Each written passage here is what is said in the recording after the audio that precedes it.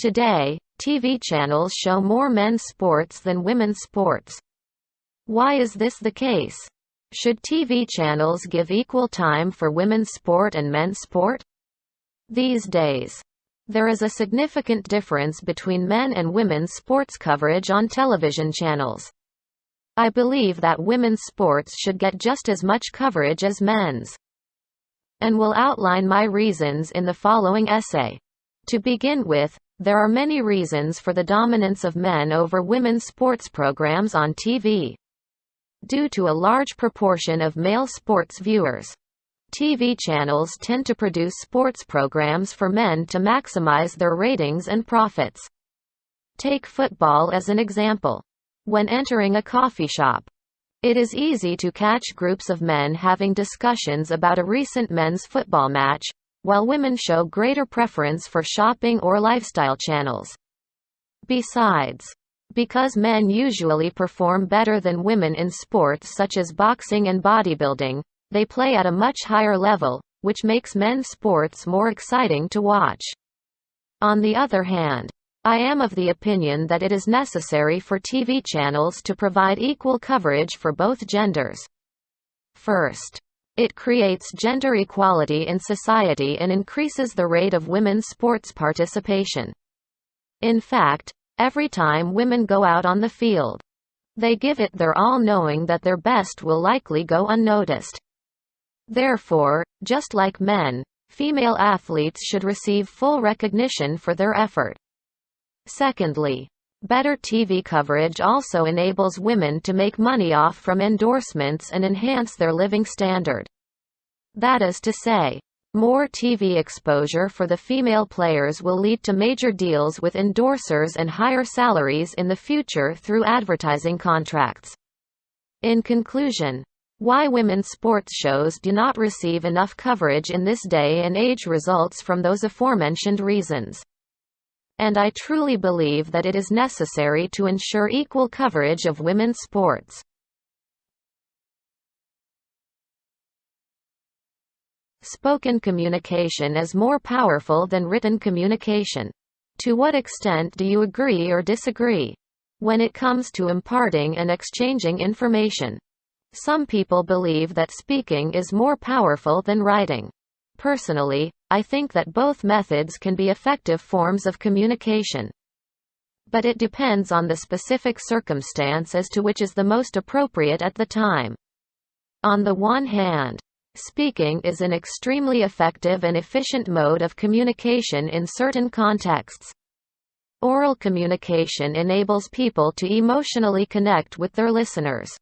The tone of someone's voice can powerfully convey a wide range of emotions, and that is why some people are able to inspire and influence others simply through a powerful speech, or a song, or piece of poetry. Secondly, misunderstandings can also be easily prevented when people interact face to face.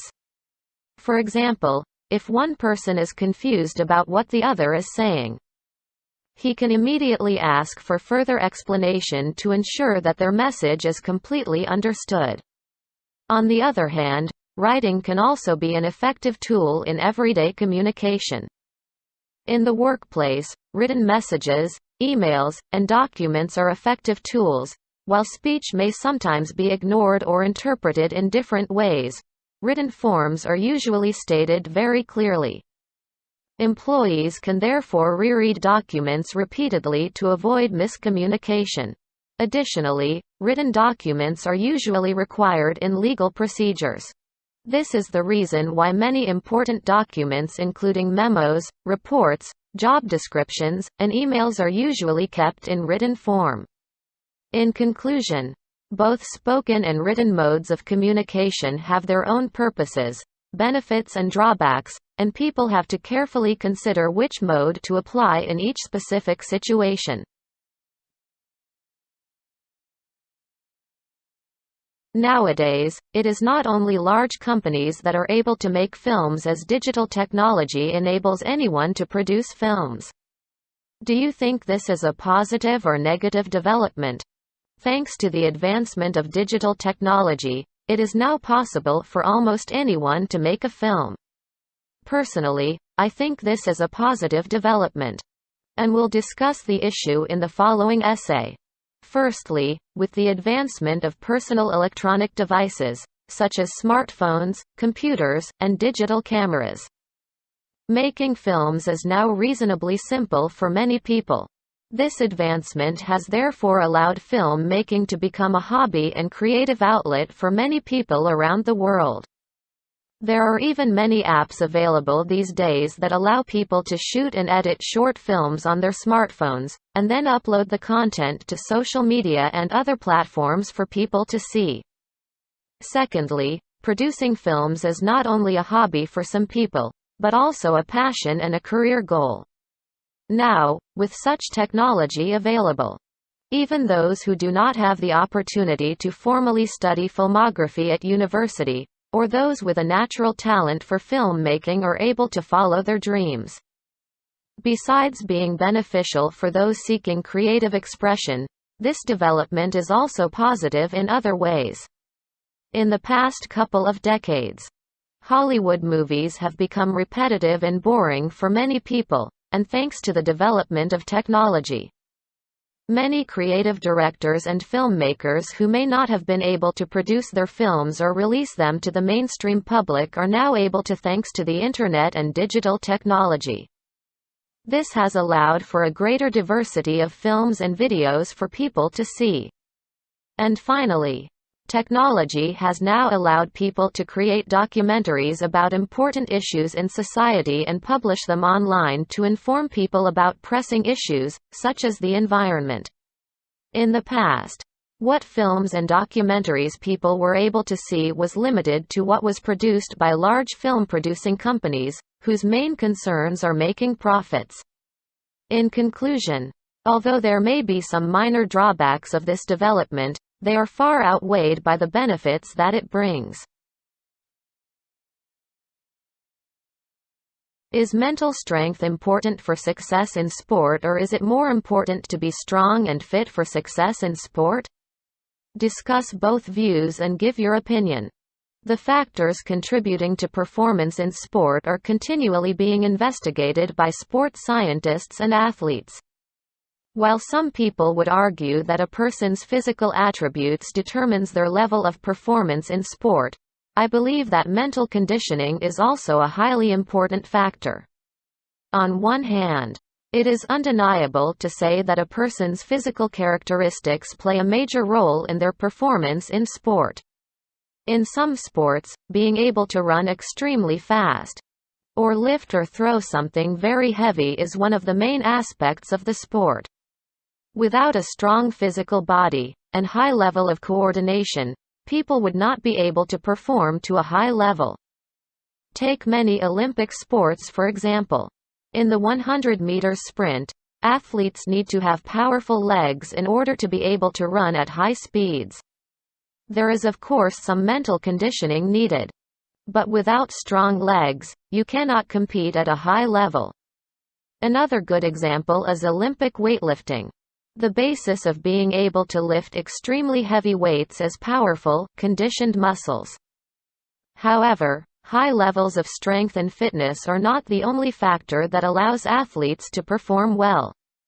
To be able to consistently perform at a very high level, athletes also need to be mentally strong. Professional athletes in particular need to have the determination and focus to be able to continually train and perform for many years, despite the many setbacks that they may face, such as injuries and loss in competition. Being able to mentally focus and concentrate whilst under pressure during a competition is also extremely important. For example, maintaining composure whilst being surrounded by thousands of screaming fans when trying to kick the winning penalty kick in a football match would be extremely difficult. And this is where mental strength is highly important. In conclusion, although physical strength and ability are highly important in sports performance, mental strength and focus also play an important role, particularly when it comes to elite athletes and high levels of performance and competition. People are having more and more sugar-based drinks. What are the reasons? What can be done to make people drink less? People are consuming more and more sugar-based drinks such as soft or energy drinks. I will discuss a number of reasons for this as well as several ways to encourage people to reduce their consumption of such drinks. There are two main reasons why sugar-based drinks are consumed in large amounts every day. Firstly, such drinks provide extra energy, increase mental alertness and help consumers to maintain high concentration necessary for their work. Most modern jobs are becoming more and more demanding and require people to spend greater effort to succeed, consequently leading to the popularity of sugar-based drinks. Secondly, the increased consumption of sugar-based drinks is linked to consumers' lack of awareness and knowledge of a healthy diet and lifestyle as well as the dominance of fast food in the food industry. That is why sedentary lifestyles and convenient but nutrient-poor meals which include sugar-based drinks like Coca-Cola or Pepsi are being favored by a large number of people. Although reducing the consumption of sugar-based drinks is a complex task, there are a few ways that could be done to discourage people from using those drinks regularly. One instance is to impose higher taxes on the production and distribution of sugar-based drinks, which inevitably increases their price. This may have an effect on the amount of such drinks being consumed. Another thing is that there should be more educational propagation campaigns that encourage people to follow healthy dietary guidelines and lifestyles and to refrain from using sugar-based drinks. In conclusion, the problem of people having more and more sugar-based drinks is caused by a number of factors as discussed in the essay. Increasing taxes on sugar-based drinks and running propagation campaigns to raise consumers' awareness of their health are two feasible solutions to combat such problem. The use of social media is replacing face-to-face interaction among many people in society. Do you think the advantages outweigh the disadvantages? Social media has deeply infiltrated into everyone's life and is believed to be replacing our face-to-face interaction. This situation, although advantageous in certain aspects, is generally a detriment to true human communication in the long run. On the one hand, there are a number of benefits from using social networks to communicate. Firstly, they facilitate communication in the modern times as now people can globally connect with old friends and relatives or with others who share common interests. For example, Facebook is currently providing service for 2.4 billion users who can choose to connect and interact with anyone they want, regardless of where they are. Secondly, study sessions are frequently happening on social networking websites through live streaming services. Therefore, learners around the world now can have free access to online classes on such sites. On the other hand, the disadvantages of social media replacing face-to-face interaction are much more concerning. As these sites are becoming more and more dominant and attract large numbers of new users every day, people can fall prey to online communication abuse, such as online bullying and harassment. In fact, social networking websites can become a toxic environment where users can be verbally assaulted because there are only a few rules, most of which are spoken rules rather than established guidelines, that restrict hateful or abusive contents. Furthermore, overuse of social media to communicate can lead to people downplaying the importance of face-to-face interaction on which true human relationships thrive. Nowadays, many young and reclusive users prefer living in a virtual world on social sites than engaging in real-life relationships. This may have serious mental effects, such as increased stress, anxiety and loneliness. In conclusion, the downsides of social media replacing face-to-face interaction are more significant than the benefits users could reap from those sites. Some people believe that reading stories from a book is better than watching TV or playing computer games for children. To what extent do you agree or disagree? Many people believe that reading books is more beneficial for children compared to watching TV or playing computer games. Personally, I completely agree with this opinion and will analyze my point of view in the essay below. To begin with, children can better improve their imagination through reading books in comparison with watching TV or playing games. By reading stories, children have to use their imagination to create a vision and visualize all events described by words in the book. While reading, they will create images, thoughts and opinions in their mind, thus enhancing their imagination and creativity. Meanwhile, this can hardly be the case for watching TV, as TV already provides them with the full image and vibrant colors. Consequently, it is reasonable to say that reading books help children produce more imaginative responses compared to watching TV. In addition, reading stories from a book also develops children's verbal abilities compared to watching TV or playing computer games. Children will be exposed to a wide range of vocabularies as well as sentence structures when reading. Therefore, reading books can provide great opportunities for children to advance their vocabulary level, which can lead to their better writing skills. Meanwhile, when it comes to TV shows or computer games, sounds and images are two key elements rather than texts. That is to say, books are far better than TV or games at increasing children's vocabulary. In conclusion, I firmly believe that the advantages of reading books far outweigh those of watching TV or playing games for children, since this activity does good to both their imagination and language ability.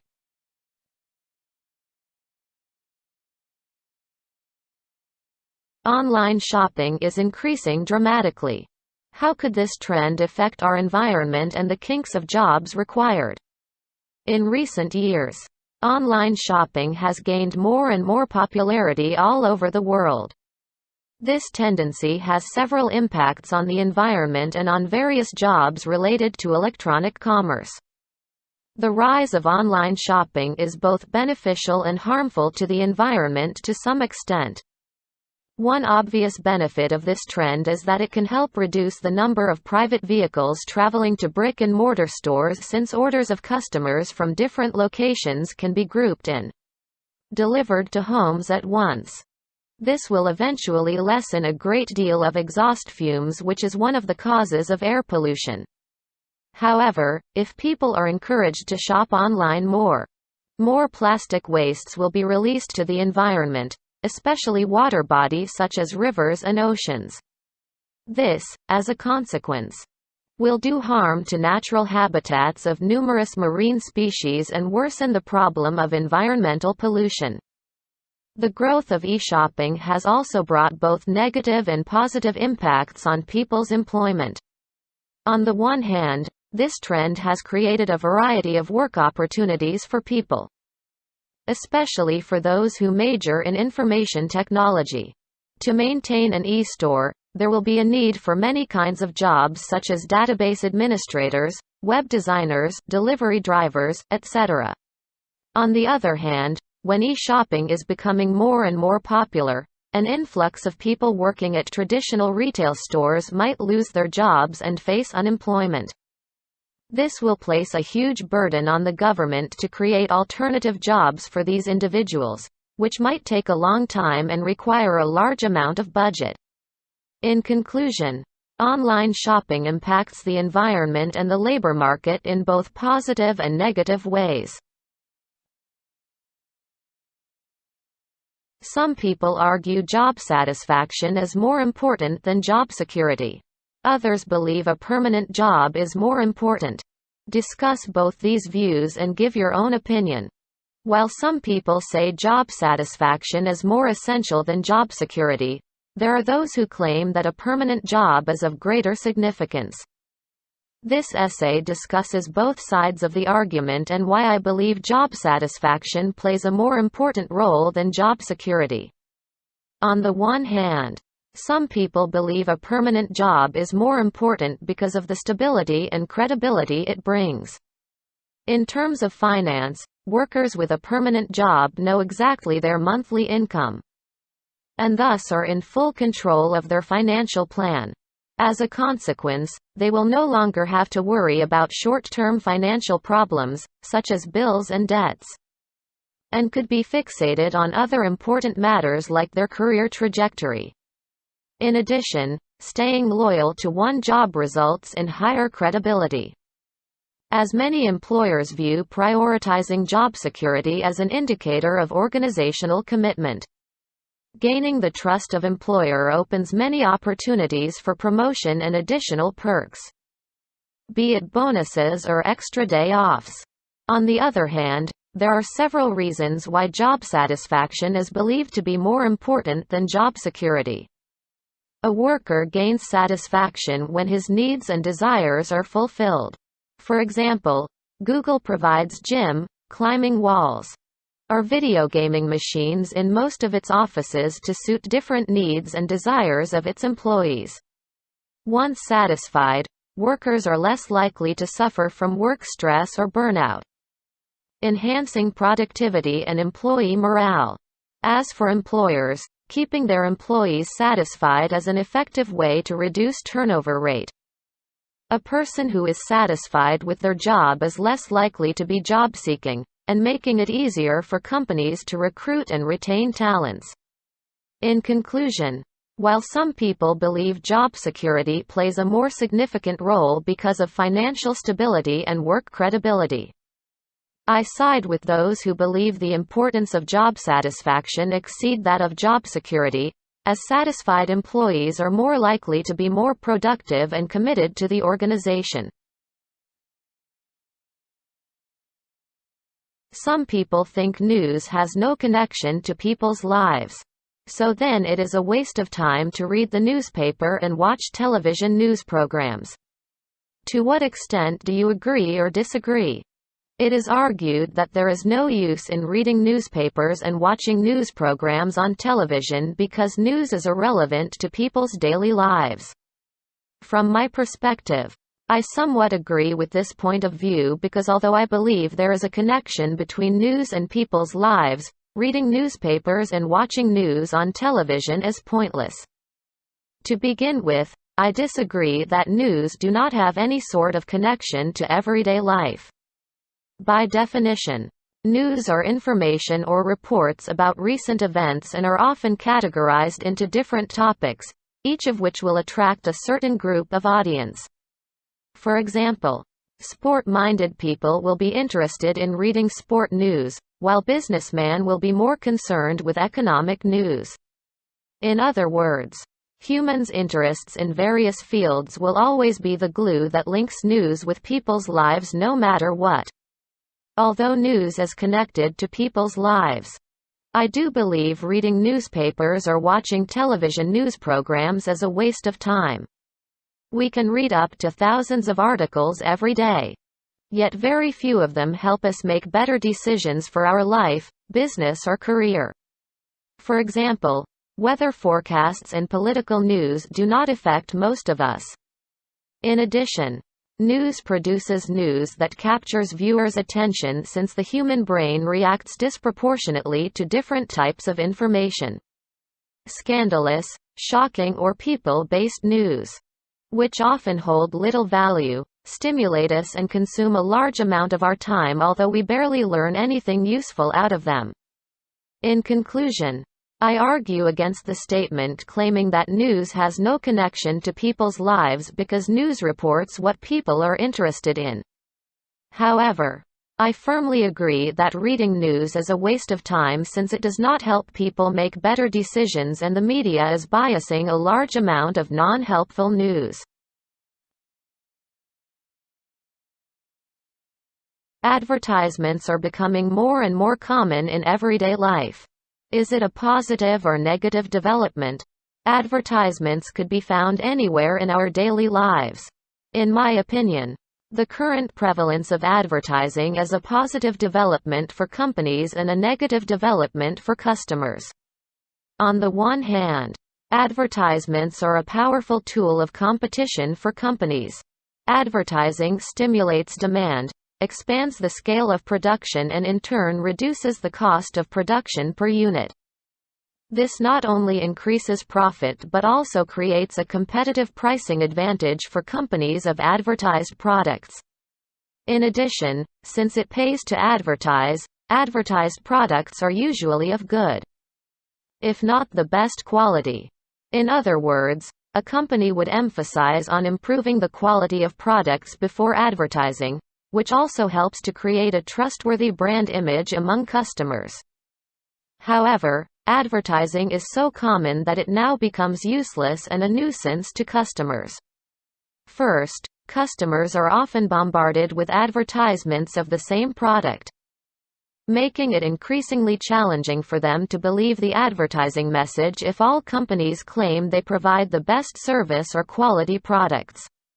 As a result, buyers now often turn to their friends or acquaintances for recommendations, which renders advertising ineffective. In addition, due to constant repetition, people have now developed an aversion to advertisements and try to get rid of them as much as possible. For example, most viewable media platforms like YouTube or Netflix are now using the removal of advertisements as the unique selling points to attract new customers, implying the audience's hostile attitude toward advertising. In conclusion, I believe advertising could assist companies in generating profit and improving product quality. However, due to their prevalence, advertisements are becoming less effective as customers not only struggle to believe the advertising messages but also try to avoid them as much as possible. Watching a live performance such as a play, concert, or sporting event is more enjoyable than watching the same event on television. To what extent do you agree or disagree? Some people claim that attending a performance live gives more delight and pleasure than watching the same events on screen. In my opinion, I somewhat disagree with this conviction because each situation is more enjoyable than one another to different kinds of audiences. On the one hand, going to live performances is more enjoyable to some groups of people. First, sociable audiences prefer to attend these events to enjoy a feeling of togetherness. During a concert or a sports game, people could dance and chant together, which is a stimulating experience for outgoing individuals. Besides, attending live performances gives the audience a chance to have personal interactions with their favorite artists or athletes. For many people, the difference between interacting with their idols in real life, which is a much more pleasant experience, and through a TV screen is as different as night and day. On the other hand, watching the same events on television is more enjoyable for people with certain characteristics. First of all, television broadcast suits those who want full control of their surroundings when they watch a performance. To be more specific, home viewers could adjust the positions of the seat or the television to their liking, whereas a live event usually only allows the audience to stay in a fixed seat. Furthermore, television audiences are also bothered by fewer distractions than live audiences. For example, people who just want to focus on the performance could avoid attending live events, where noise coming from exciting fans could easily distract them and disturb their experience. In conclusion, I reiterate my disagreement with the opinion stating that going to a live performance is more enjoyable than watching the same event on television. While extroverted people and those who want to meet their favorite artists or athletes would prefer to attend live performances, television broadcast is more preferable for those wanting either no distraction or a full control of their surroundings. Environmental protection should be the responsibility of politicians, not individuals, as individuals can do too little. To what extent do you agree or disagree? Many people believe the responsibility for protecting the environment should belong to politicians rather than individuals who are hardly capable of doing anything. In my opinion, individuals can actually do a lot, so they should share such responsibility with politicians. To begin with, individuals can contribute greatly to environmental protection by doing it together. For instance, they can protect wildlife by encouraging each other to boycott companies that make money at the expense of animals. The effect of such an action could be little if performed by a few citizens, but once everyone joins hands, their impacts on the environment would suffice to make changes. One single post on Facebook reporting Vaseline's use of rabbits and monkeys for testing purposes may not matter, but with thousands of shares. Internet users across the globe have successfully forced this company to abandon animal testing and release those animals to the wild. Therefore, not only politicians but also individuals should assume this responsibility. Because both of them are living on the same planet. Any problem resulting from environmental degradation would negatively affect everybody no matter who they are. For example, in case of air pollution, people are all at higher risk of respiratory diseases regardless of their occupations. Even their children's well-being is also threatened if they are born and raised in such a polluted atmosphere. Therefore, preserving their habitats is synonymous with protecting their future generation. In conclusion, the responsibility of safeguarding the environment should fall on all people in society, whether they are politicians or not, as every individual is able to do this.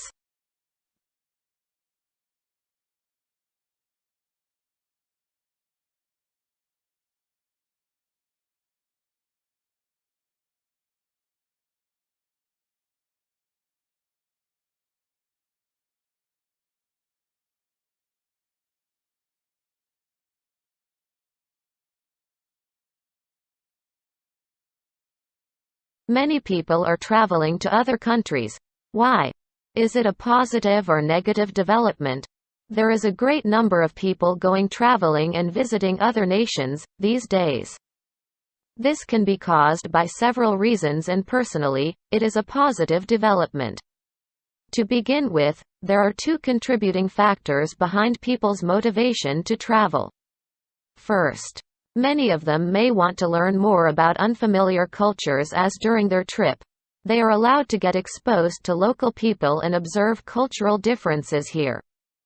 This gives them a chance to make a comparison of cultural traits in different nations, which helps them enrich their knowledge and have a more profound understanding of the world.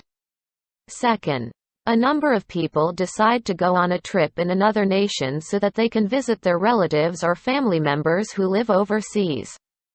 Video calls or photos only help them see each other's faces without hugging or holding hands, and therefore, they desire to travel abroad so as to meet their beloved ones in flesh. I believe the prevalence of cross-border trips brings about great positive effects on society.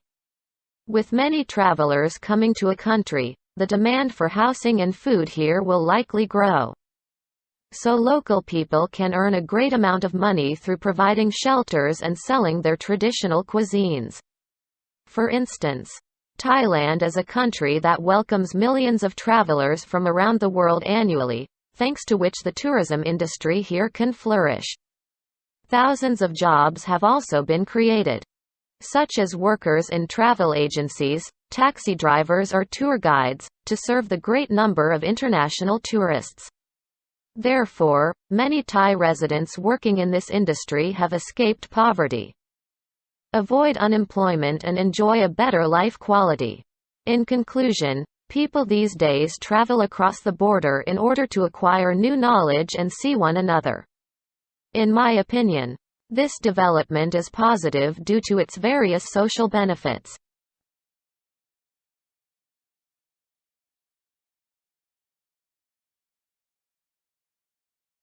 In today's world, private companies rather than the government pay for and conduct most scientific research.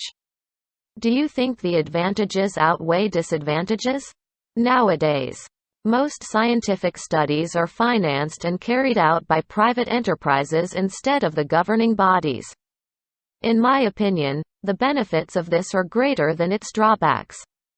On the one hand, that research is paid and conducted by private companies can be greatly beneficial.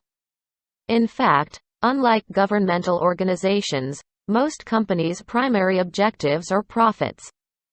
So their motivation to minimize the costs arising upon research activities is much more considerable. Therefore, they tend to prevent their scientists and other workers more strictly from wasting any resources, including time and money. As a result, their outcomes can be quicker and more money efficient. In addition, when the government leaves scientific research for businesses, the financial pressure on the national budget can be partly relieved. Instead, it can be allocated for investing in other important sectors such as education or transportation. On the other hand, I believe that letting private businesses sponsor or undertake such studies will bring about more significant disadvantages. First, there are very few private companies that are willing to do unpaid work while shouldering a huge financial burden at the same time. Consequently, they may require the public to pay to access or share their research results, so that they can afford to cover their expenses as well as to ensure their personal incomes. Second, when allowing companies to do scientific research, the authorities can hardly make sure the entire research process is under supervision.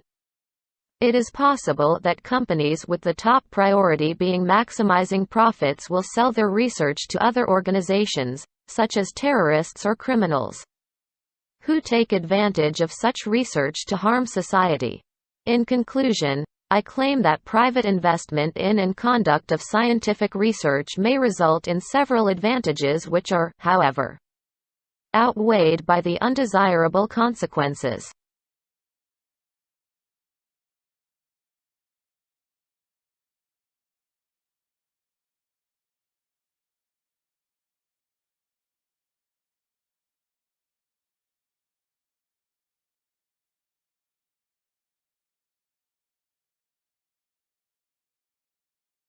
Today, parents spend little free time with their children.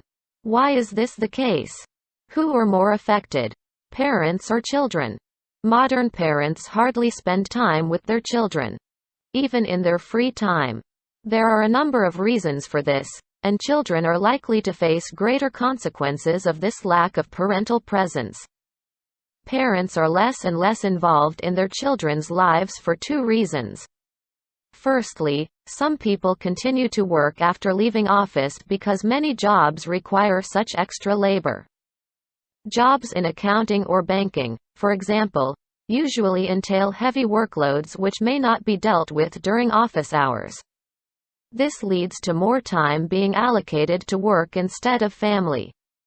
Secondly, many modern parents spend their free time on smartphones rather than with their children. Since smartphones grew in tremendous popularity in the past decades, vast numbers of people have been drawn and attached to such devices for different purposes, be it simply reading news or engaging in social media activities. Spending little free time with children causes severe emotional distress and behavioral problems. Children who lack parental attention are likely to feel emotionally neglected. This may lead to lower self-esteem and antisocial behaviors, including delinquency, illegal drug use, and unsafe sexual relationships. More seriously, this may badly shape those children's personalities and perception of life when they enter adulthood. While parents who are frequently absent throughout the day can also be negatively affected, the consequences that their children have to suffer from are far worse. In conclusion, due to modern work requirements and smartphone overuse, parents hardly have time with their children. This lack of parental presence does more significant harm to children than it does to parents.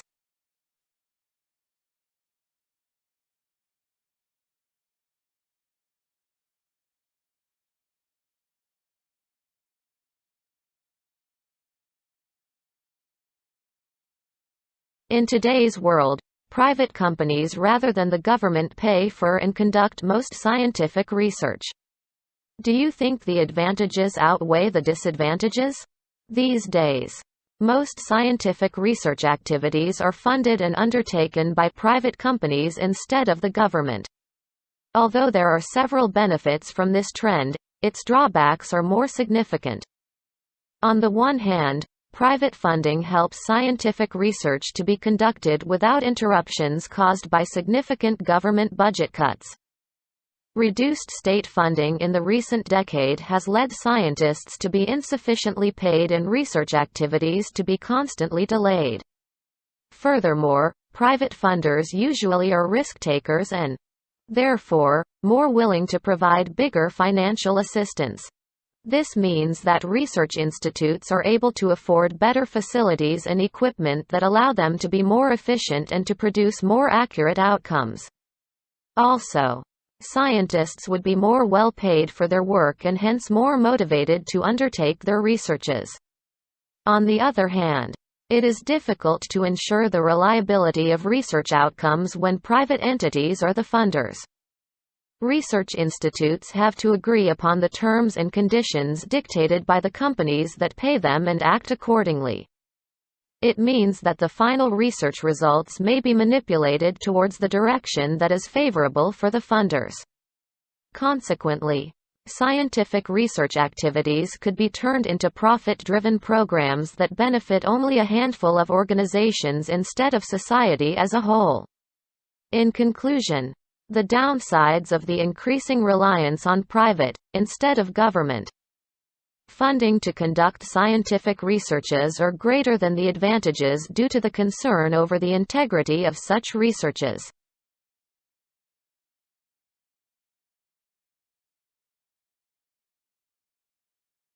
Some people think that sports play an important role in the development of society. Others think they are nothing more than a leisure activity. Discuss both views and give your opinion. There are different views about how sports may influence the development of society. Although I understand why some people regard sports purely as a recreational activity, I firmly believe that sports are a significant contributor to a healthy and affluent society. On the one hand, many think that sports have a minor role in their lives because they tend to focus on other aspects of life that they deem more important. Many adults usually spend a large proportion of their time working and earning money. They only engage in activities that are of physical nature during their free time. They may think that playing sports consumes too much time which can be better used for work. Another reason for many people disparaging sports is that they may not see the connection between improving physical health and increasing mental strength, preventing illness, and enjoying longer life expectancy. This is perhaps because many people still find it difficult to access the knowledge about the benefits that sports can bring to their lives. On the other hand, I entirely agree with people who consider sports to be a prominent factor in the development of society. Playing sports regularly is associated with better physical and mental health and contributes to boosting performance at work. Recent research has suggested the relevant influence of increased mental health on work productivity and, consequently, better career prospects. That is why many successful business figures, no matter how hectic their schedules may be, still adhere to regular exercise routines. Another thing to point out here is that the sports industry has been generating tremendous financial wealth through sports events. Those events also facilitate tourism and commercial activities that lead to more employment opportunities. In conclusion, many people disregard sports largely because they do not see the benefits of playing sports in their lives. However, I side with those who value sports as one driver of societal development. Some education systems make students focus on certain subjects at the age of 15, while others require students to study a wide range of subjects until they leave school. What are the benefits of each system? Which is better? Many students are made to attend certain classes when they are 15 years of age, while others are required to learn various subjects before leaving school. Although an education system with a broad range of subjects can provide diverse knowledge, That with a narrower range is better as learners have more time for other activities desired. Those supporting the former education system may claim that students can access a wider range of knowledge that they may need in their later life. Having a chance to attend many classes. Students are taught numerous lessons related to various fields, many of which can be of great help when they grow up. For instance, in Vietnam, students aiming at engineering courses in university are only required to have good grades in maths and physics. However, the knowledge they have acquired in non-major classes like English or computer science can offer them a competitive edge when they apply for a job in a multinational company. Compared to those who are not familiar with foreign languages or computers. On the other hand, students who study only a few subjects have more time for other purposes than those studying so many. With fewer subjects to learn, they have extra time either for stress relievers such as playing some sport or taking a rest, or for further research related to their chosen subjects. The former activity helps students relieve pressure at school and recharge their energy, whereas the latter is a good way of reviewing the lesson taught in class. Scientifically, these activities increase their study efficiency and academic performance, so such an education system is much better than that forcing students to learn various subjects.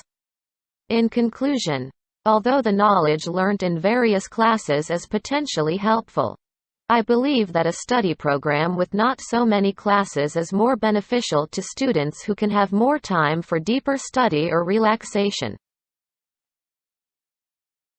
Research into new types of medicine and treatments are essential for improving health and dealing with diseases. Who do you think should fund these researches? Private companies? Individuals or governments? It is necessary to conduct studies on new medicines and remedies in order to improve people's health as well as cure their illnesses. In my opinion, such research should be financed by either the government or individuals, not private businesses. If medical research is sponsored by private companies, patients would have to suffer from the increased price of medicines and treatments. In fact, such research requires the funders to cover various expenses, such as buying equipment or hiring staff. However, most companies often see money as one of their primary objectives, so they would have to make sure their revenues are high enough to prevent losses and stay profitable. Some profit-oriented companies may even make researchers set a higher price for their research outcomes to maximize their earnings. Consequently, medicine products as well as medical treatments would be more expensive for patients to afford, and those who are impoverished would be more likely to succumb to their disease. It is the governing bodies and individuals who should financially support studies related to the improvement of public health and the invention of cures for diseases. First, maintaining people's quality of life is one of the main responsibilities of the government in a country. In order to fulfill this duty, the government needs to ensure that more and more citizens will be healed and their well-being can be enhanced by spending the national budget researching new medicines and medical treatments. Second, individuals should be another fund provider because medical research is carried out for the sake of their own health. As new types of medicines and new treatment practices are successfully devised, it is each individual in society that uses these medicines and treatments when they get sick. In conclusion, I believe that the government and every person in society rather than private companies should fund research into the discovery of new medicines and healing methods. It is not necessary to travel to other places to learn the culture of other people. We can learn just as much from books, films and the Internet. Do you agree or disagree? Many people believe that books, movies and the Internet enable them to learn as much about culture as travel does, so they do not have to go on a trip to other destinations for such a purpose. However, while I admit that those channels are informative, they fail to provide the learners with the latest information or practical experiences. Therefore, people still need to go traveling to learn about culture. On the one hand, there are many sources from which everyone can learn about the culture of a place without visiting there. Firstly, they can have more understanding of cultural traits of a region by reading books that include pictures and descriptions about that region's culture, such as how they cook their local ingredients or greet foreigners. Documentary movies are also of great help as most of them provide the audience with sound effects, allowing learners to hear the locals' voices and languages. On top of that, culture can be learned through the Internet, on which people can access a variety of video clips or articles published by various travelers, so learners can acquire more diverse information from different angles. On the other hand, I believe that it is better for learners to pay a visit to the country whose culture they want to know more about. Although abundant, the information provided by books and movies might soon be out of date because the world is always changing, and therefore, what was written or recorded a long time ago can hardly ensure its accuracy. For instance, new fashion trends and new words are invented every year, so learners ought to travel to learn what local people actually wear and speak in contemporary society. Besides, people cannot have hands-on experiences if only staying home and reading reviews posted online. Instead, they should get directly exposed to the culture they are curious about so that they can have their own experiences and assessments without relying on others' subjective standpoints. In conclusion, despite the ample source of information from books, movies and the Internet, people need to travel around to learn better about the culture of somewhere.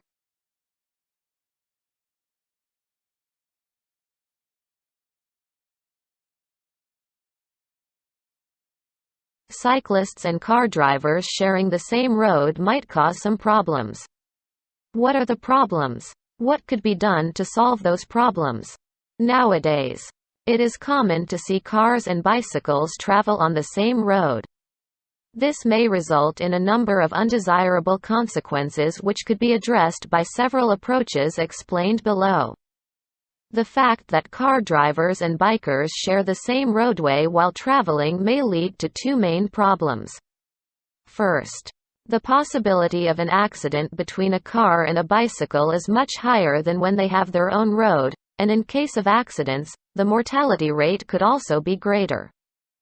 Because automobiles are large and able to run very fast, they may kill people when colliding with bikes, which is far more serious than accidents on the street for only bikes. Second, people driving cars would also be faced with inconveniences when they share the same road with bicyclists. For instance, instead of running as fast as possible to an appointment that they are about to be late, car drivers may have to slow down and wait for some commuter ahead riding a bike at their average speed. In order to deal with such problems, there are two solutions that should be taken into consideration. First of all, on roadways that allow both cars and bicycles to travel at the same time, the authorities should strictly limit the maximum speed as low as 50 km per hour. While running at such a low speed, drivers can better control their vehicle as well as dodge others. And in the event of collision, the damage would also be less serious. Second of all, it is necessary for the government to build separate lanes for these two vehicles so that their different speeds will not bother each other as in aforementioned situations. For example, on most streets in Singapore, automobiles and bikes could travel simultaneously, but there are lanes designated for both of them, so they are able to run at their speed of choice without affecting one another. In conclusion, when cyclists and automobile drivers share the same road, a couple of issues may arise. Fortunately, two possible methods have been proposed to solve these issues. In some countries around the world, men and women are having children late in life. What are the reasons for this development? What are the effects on society and family life? Adults nowadays, regardless of genders, have a tendency not to give birth when they are still young.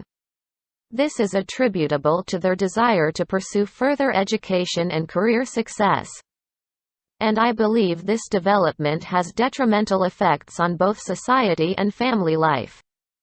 To many people, further education and career success are bigger priorities than having a child. Some of them are aware that studying when they are still young is much easier than at their older age when their memory and cognitive abilities are affected by the aging process. They try to study as long as they can by enrolling in other study programs after leaving their school, such as postgraduate study courses or language classes. So they hardly have time for any birth plans. Besides, as youth is a good period of time for trial and error, many young people decide to work around the clock, take on new positions or even change jobs to accumulate work experience and climb their career path. Therefore, they may be too busy to be pregnant. Not to mention taking care of their child after birth. However, such late parenthood may bring about many undesirable consequences for not only society but also families. In social aspects, the country whose residents delay producing offspring is likely to face an aging population in future as fewer babies are born every year. This can be followed by a shortage of workforce in the long run when most workers are the elderly who can hardly do physically demanding jobs such as construction site workers. As for families, childless couples do not have as great motivation to stay in marriage as those with a baby. The fear of their kid being reared in a dysfunctional family may prevent parents from getting divorced. But without one, it is easier for them to leave and give up on their marriage.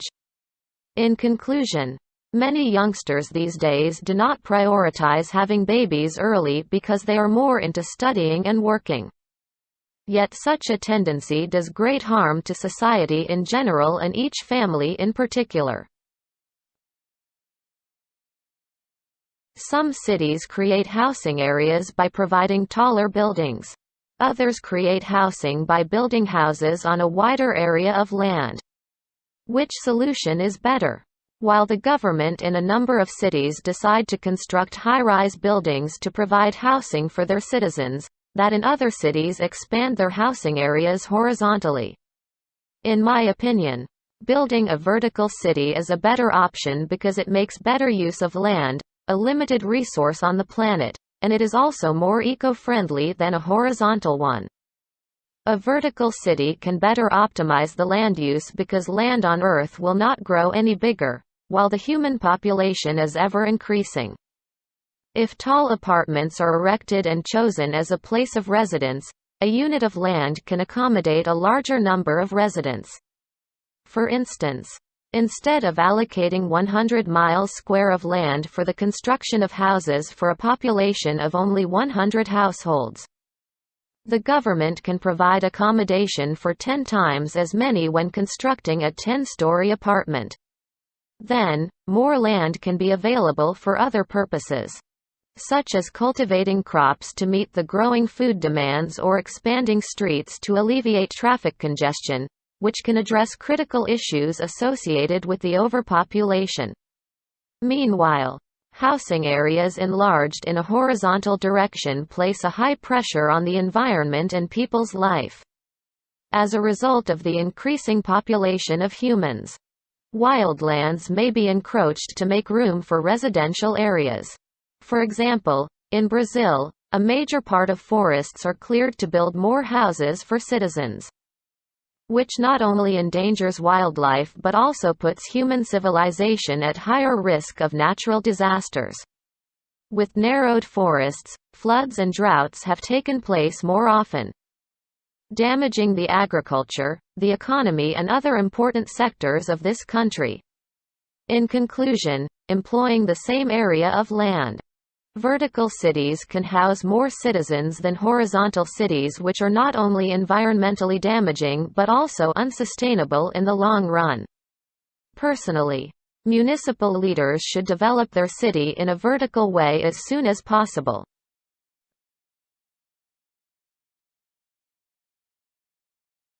Governments should support care versus finance for retired people, while others believe that they should save money when they get older.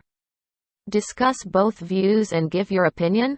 It is true that elderly people who have retired are in great need of care and financial support. Although I accept that the government should look after and financially support them, they need to have their own savings because the national budget does not suffice to pay for everything each citizen needs in their life.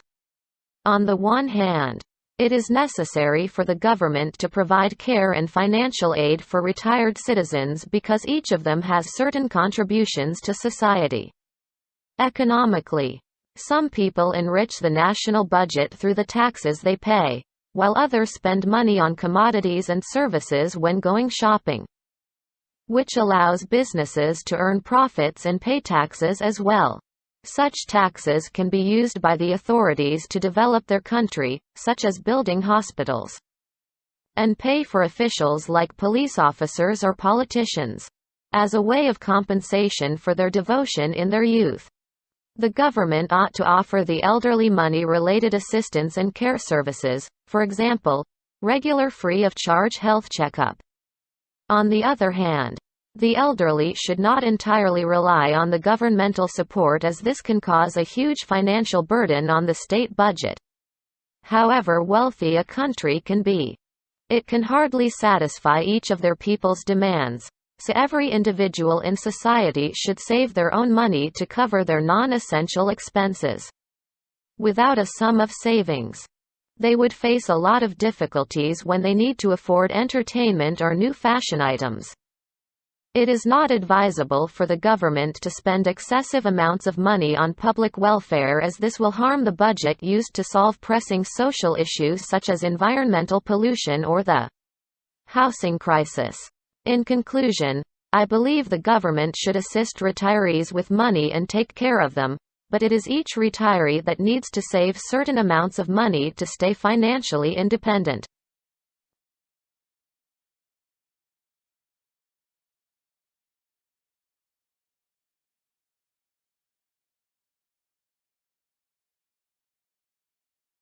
Some people think the qualities a person needs to become successful in today's world cannot be learned at a university or similar academic institution.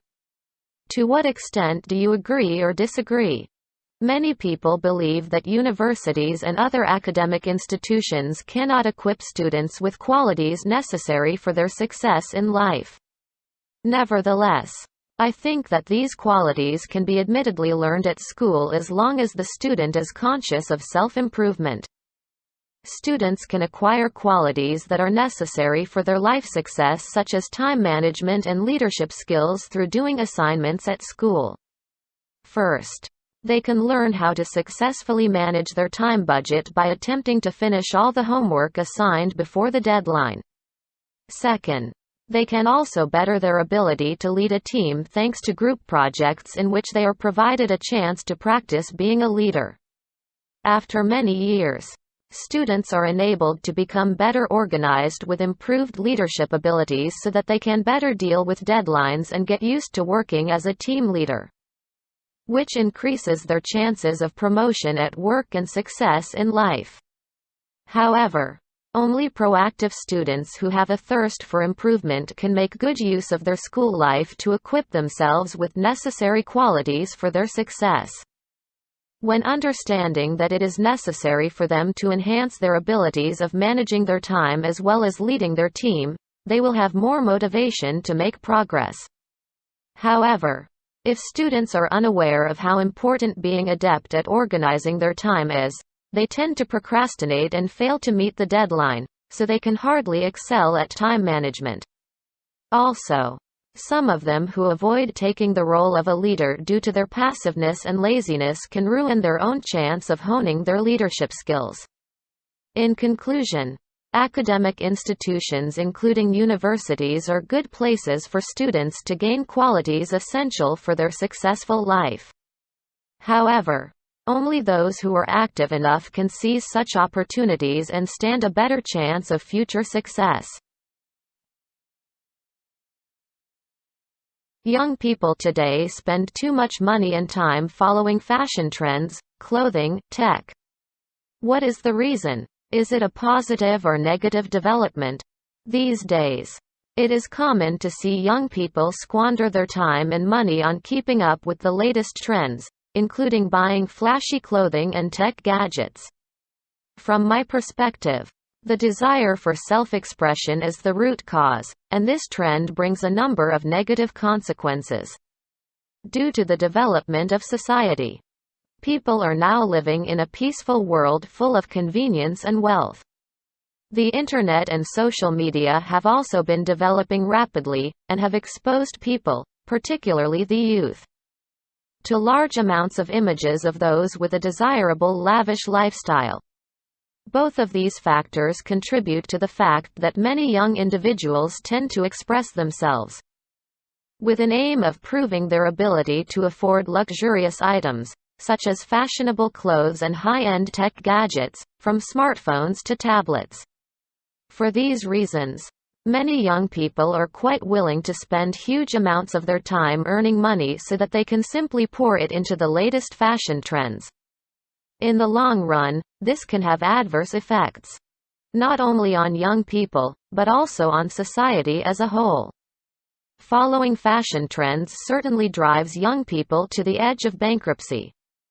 If they continue to squander their hard-earned money and consequently lose control of their spending, things can even become worse, especially when unexpected things occur, such as accidents, or when the need to pay for tuition fees arises. On a social level, should more money be spent on luxurious goods, the need for common products will dwindle, causing a reduction of sales of common goods which may eventually affect local businesses and economies. In conclusion, the reason young people tend to want to spend money trying to keep up with the latest fashion trends is a result of them trying to express themselves, and this is a negative development in my opinion. As parts of education, students should spend a period of time living in another country to learn its language and culture. To what extent do you agree or disagree? Some people say that in order to learn more about the language and culture of a country, students should spend several years studying overseas.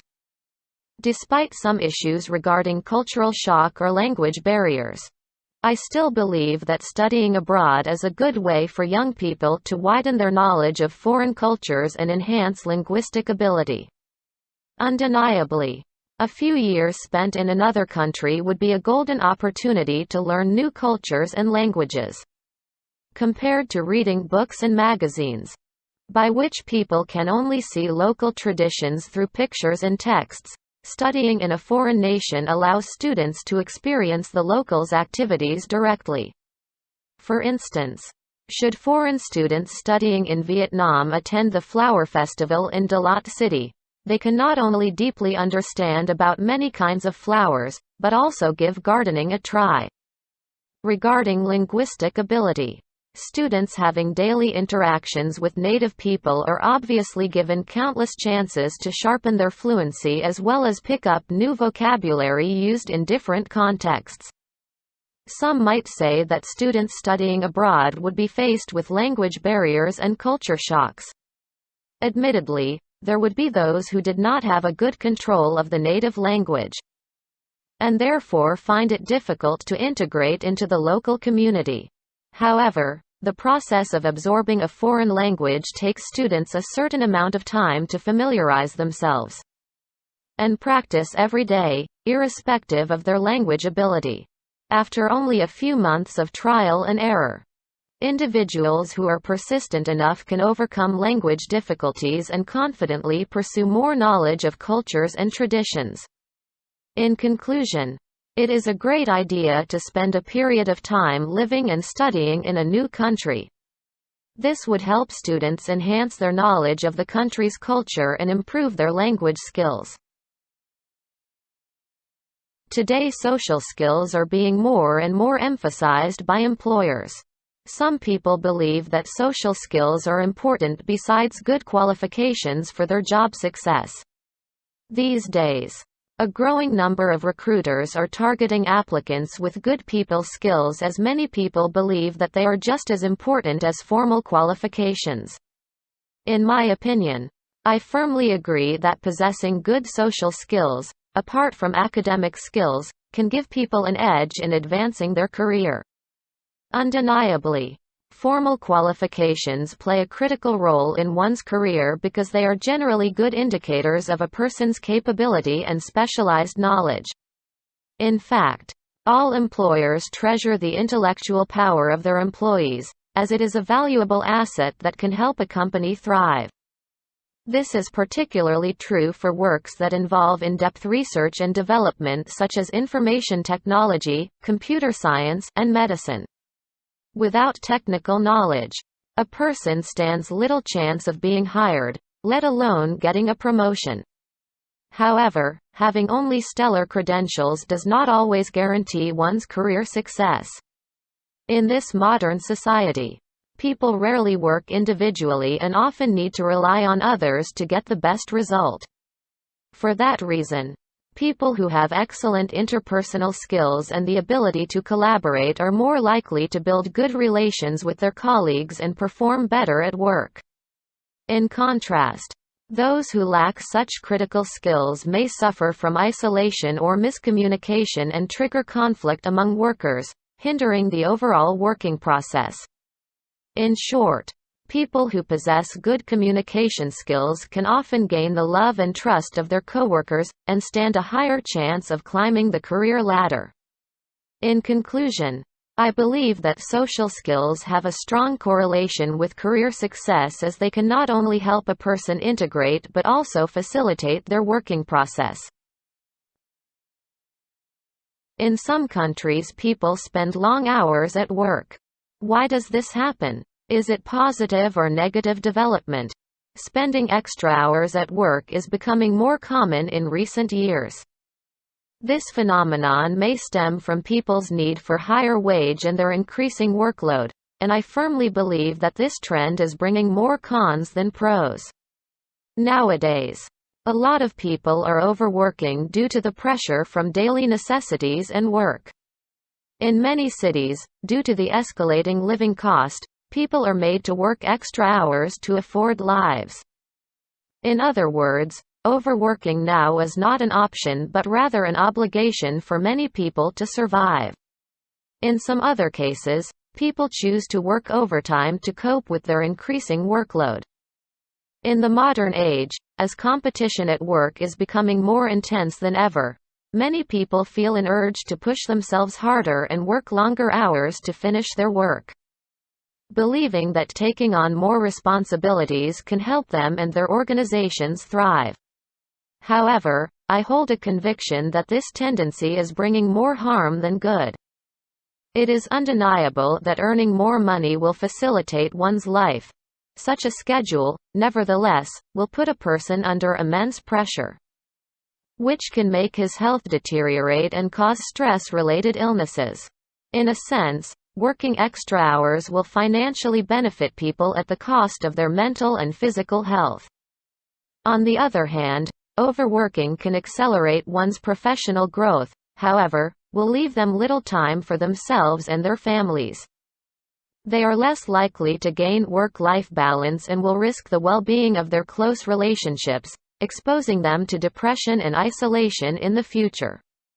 In conclusion, while it is understandable why people are spending more time at work, I believe that the merits it brings are not worth the price one needs to pay. Some people focus on news in their country, while others think it is more important to be aware of international news. Discuss both views and give your opinion. People hold widely differing views on whether following domestic news or world news is more important. Although it is true that concentrating on news from all over the world is beneficial to some extent, I would argue that keeping abreast of national news is a wiser choice. On the one hand, it is undeniable that being aware of international news has certain benefits. To begin with, following international news can keep people up to date with information about global environmental issues. For example, this type of news often provides people with up-to-the-minute reports about the harmful effects of climate change. Therefore, they would realize the urgency of the current environmental situation, thereby taking actions to improve it.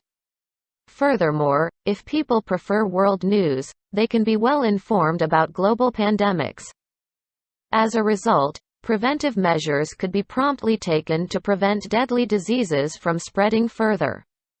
On the other hand, I believe that national news is of greater importance for a number of reasons. The first one is that since this kind of news can keep people informed about any changes in the job market in their country, they would be able to make timely corresponding adjustments to their skills and knowledge. Thus, it would be easier for them to find a suitable and promising career path, which could lead to a happier life in general. Additionally, focusing on domestic news would help people to be more aware of events relating to national politics that may have a direct impact on their lives. To illustrate, when people have sufficient information about presidential candidates in the upcoming election, they would know who they should cast their vote for, which is an important decision as the future of their country depends on it. In conclusion, while I acknowledge the importance of keeping up with what is happening around the world, I am still of the opinion that domestic news should be paid more attention to.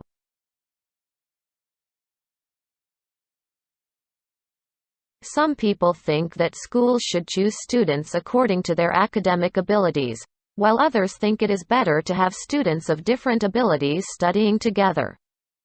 Discuss both views and state your own opinion. People hold widely differing views on whether schools should put their students into mixed ability classes or stream them based on their academic abilities. Although it is true that mixing students with different abilities together in a class has certain benefits, I would argue that selecting students on the basis of their academic abilities is a wiser choice. On the one hand, it is undeniable that mixed ability classes bring about a number of benefits to students' development.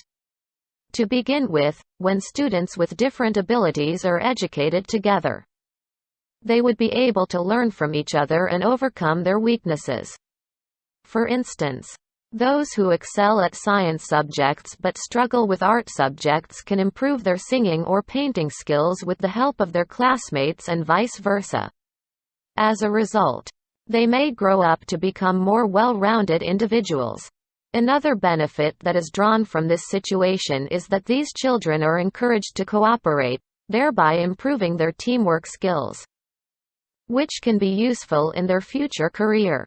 On the other hand, I believe that grouping students according to their academic ability is more beneficial to teachers and their students.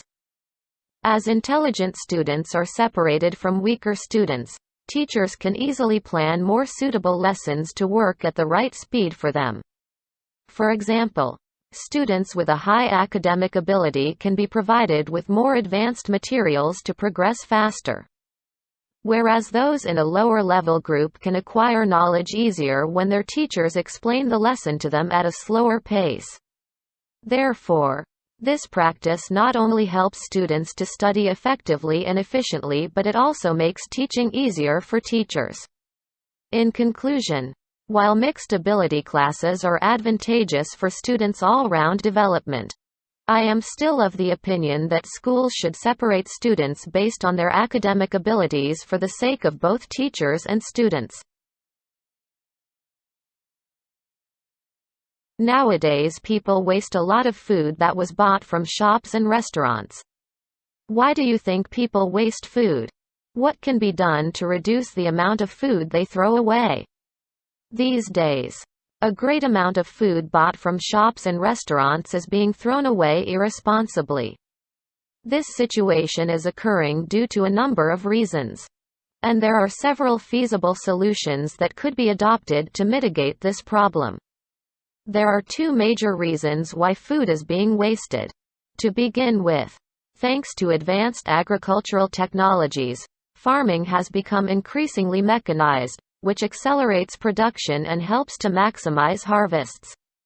At the same time, the way food is transported, stored and distributed has also become more and more streamlined than ever before. As a result, the price of food in shops and restaurants has reduced significantly, making it all the easier for consumers to purchase large quantities of food, and waste it without a second thought. Another reason for this situation is because consumers are failing to make a detailed plan of what they are going to buy before they shop. Consequently, their shopping carts are often full of food products that they might never use. Some effective measures could be implemented to alleviate this situation. The first solution would be for restaurants to make their customers think twice about what dishes they are going to order. This can be done by imposing a heavy fine on diners who order too many dishes but cannot finish them. Another feasible solution is that people should develop a habit of making a list of ingredients and foodstuffs that they really need before going shopping. This would help consumers to have time to prepare carefully and decide wisely what food items should be bought, which would prevent a great deal of food from being thrown away. In conclusion, nowadays people waste a lot of food that was bought from shops and restaurants. Why do you think people waste food? What can be done to reduce the amount of food they throw away? These days, a great amount of food bought from shops and restaurants is being thrown away irresponsibly. This situation is occurring due to a number of reasons, and there are several feasible solutions that could be adopted to mitigate this problem. There are two major reasons why food is being wasted. To begin with, thanks to advanced agricultural technologies, farming has become increasingly mechanized, which accelerates production and helps to maximize harvests. At the same time, the way food is transported, stored and distributed has also become more and more streamlined than ever before. As a result, the price of food in shops and restaurants has reduced significantly, making it all the easier for consumers to purchase large quantities of food, and waste it without a second thought. Another reason for this situation is because consumers are failing to make a detailed plan of what they are going to buy before they shop. Consequently, their shopping carts are often full of food products that they might never use. Some effective measures could be implemented to alleviate this situation. The first solution would be for restaurants to make their customers think twice about what dishes they are going to order. This can be done by imposing a heavy fine on diners who order too many dishes but cannot finish them. Another feasible solution is that people should develop a habit of making a list of ingredients and foodstuffs that they really need before going shopping. This would help consumers to have time to prepare carefully and decide wisely what food items should be bought, which would prevent a great deal of food from being thrown away.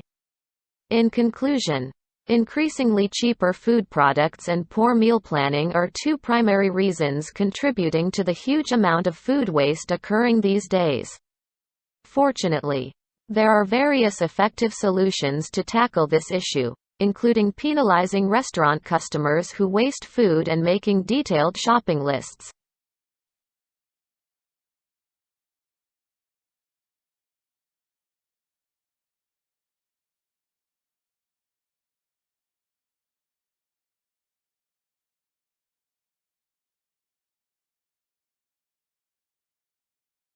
Although it is widely recognized that cars damage the environment, their manufacture and use continue to increase. Why is this the case? How could this increase be controlled? Across the globe, the automobile industry is booming, despite the fact that many people believe cars are damaging the environment. The following essay will discuss why this is occurring and what can be done to control the situation. Cars continue to be manufactured these days because they are the most popular, comfortable, and efficient form of transportation that is available to most people. If there were a better option that was more affordable, more efficient, and more widely available, then the majority of people would obviously choose it. Although electric and hybrid cars are now becoming increasingly more common, they are not currently as affordable or as available as normal combustion engine vehicles. Furthermore, the automotive and petroleum industries are multi-billion-dollar industries in many countries around the world and provide millions of jobs for people and generate millions of dollars in taxes for governments. And therefore shutting those industries down would be a difficult process. However, there are some strategies that could be implemented to try to control this issue. Firstly, governments can try to promote the use and manufacture of electric vehicles and other modes of transport that do not burn fossil fuels. Governments could fund further research and design of electric automobiles that harness energy from the sun or that use other alternative forms of energy that do not pollute the earth. Governments can also encourage citizens to use bicycles more often by providing safe cycling zones on roadways, to minimize the risk of accidents with automobiles.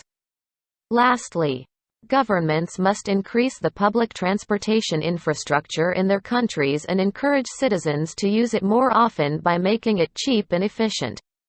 In conclusion, the main reasons that people continue to use cars is simply because it is the best option currently available for those who can afford them. And because the automobile and petroleum industries are so huge that it would cause many problems to simply dispose of them. Some people believe that the care of elderly people should be a priority of government spending. Others believe that government spending should focus more on young people, especially on their education. Discuss both views and give your opinion. While some people believe that governments should make the care of the elderly generation a priority, others feel that it is the youth and their education that should be prioritized. I believe that both aspects of society deserve an equal amount of attention from governments. However, families must also take a large proportion of responsibility for both these issues.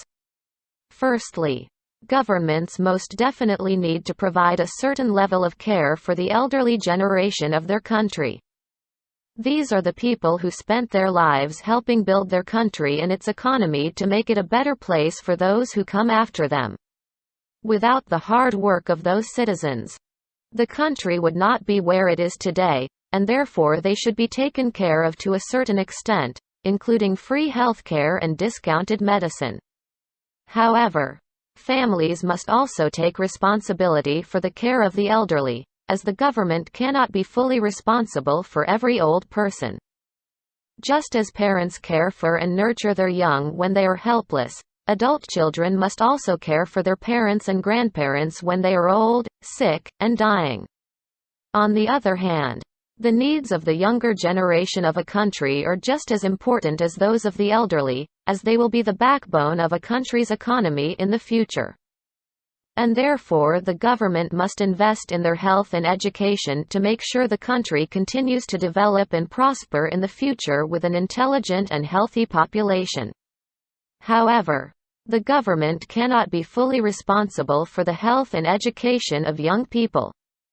Parents and communities must also take a certain level of responsibility to ensure that children are well educated, and that they grow up with morals and contribute to their society and country in an ethical and positive manner. In conclusion, I believe that governments need to focus equally on the younger and older generations. However, it is the equal responsibility of governments, parents, families, and communities to ensure that young and old are both looked after. Some people think the money spent on developing the technology for space exploration is not justified. There are more beneficial ways to spend this money. To what extent do you agree or disagree? Some people believe that there are far better ways to spend the money that is allocated to space exploration.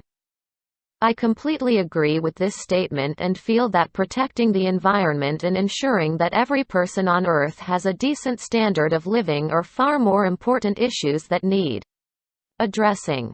Firstly, not all countries have space exploration programs. Only countries with huge economies, such as America, Russia, China, and Japan, can afford to fund such programs. However, the money that is spent on these programs is considerably large and could be far better used for other purposes, in particular, addressing environmental issues. It is undeniable that humans are polluting the planet and destroying the environment at a rapid rate. And there seems to be no real action in place to prevent a global environmental catastrophe from occurring in the near future. The billions of dollars that are being spent on space exploration every year could be used to fund programs aimed at restoring the environment so that future generations have a healthy and safe planet to live on. Furthermore, while there are millions of people around the world who do not have enough food to eat each day or a decent home to live in, spending billions of dollars on space exploration programs seems to be ludicrous. Instead, these billions of dollars could make a huge difference in the lives of millions by funding programs designed to help educate, feed, and house the disadvantaged, impoverished, and sick people of the world, which would be far more significant than the benefits that may be acquired from space exploration. We could spend billions of dollars and many years exploring space but gain nothing from it, while in the same period of time that money could improve the lives of millions of people. In conclusion, I believe that although there may be some benefit in space exploration, until the issues of the environment and poverty on the planet are completely addressed, funding for space exploration should be absolutely minimized.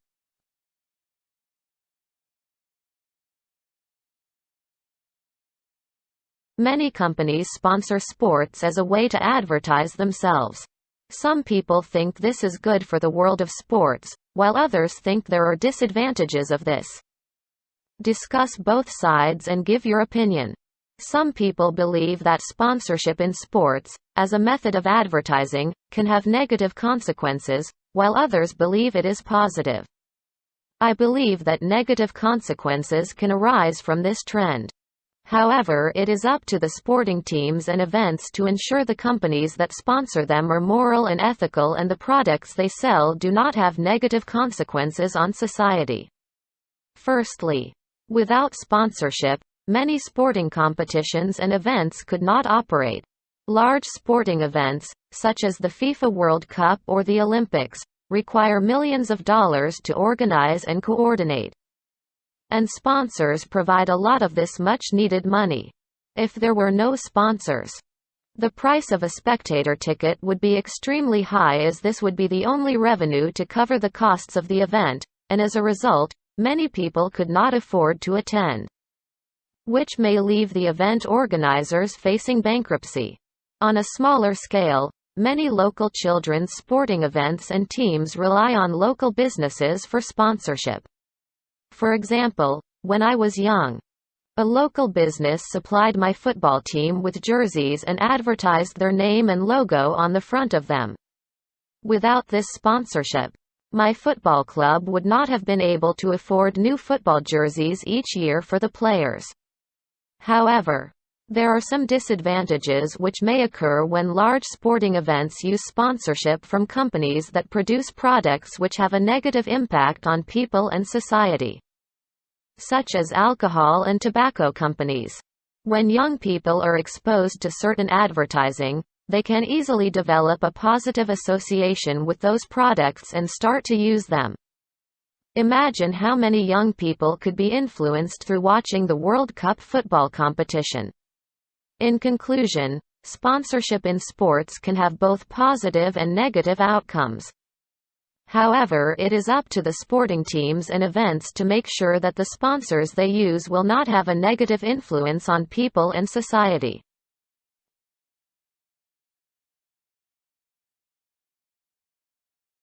The most essential component of a person's life is his or her time at the workplace, and life turns meaningless once no job satisfaction is obtained. To what extent do you agree or disagree? These days, there is a big focus on job satisfaction. Some people believe that without it, their life would be meaningless. I completely disagree with this idea because although job satisfaction is important, I believe it is not the only thing that can bring meaning to a person's life. In fact, I believe there are many other things that can bring far greater meaning to a person's life than their career choice. Firstly, being satisfied with your job is of some importance. Most people spend approximately 40 hours a week or more at work, and therefore it is important to have a job that brings the highest level of satisfaction to enrich our lives. Having a job that provides meaning to a person's life also brings that person a sense of purpose and fulfillment, which are two of the key ingredients for true happiness. Those who find themselves stuck in boring, monotonous, and menial jobs for years on end may end up developing a low sense of self-worth and suffer from some form of mental illness, such as depression or anxiety. However, that is not to say that without career satisfaction you cannot have a meaningful life. These days, many people do not have the luxury of being able to choose the career of their choice as they may not have had the opportunity to pursue it, due to lack of education or money. These people can still find meaning in other parts of their life, whether it be in raising their children and taking care of their family, or even pursuing their passions and hobbies outside of work hours. For example, someone may find the most meaning in their life by creating art, but may not be able to make a living by doing this and therefore have to get a job that may not bring them much satisfaction. In conclusion, there are several other aspects of people's lives where meaning can be found, be it children, hobbies, or even religion. That is not to say that job satisfaction is not important, but rather just one possible source of happiness out of many.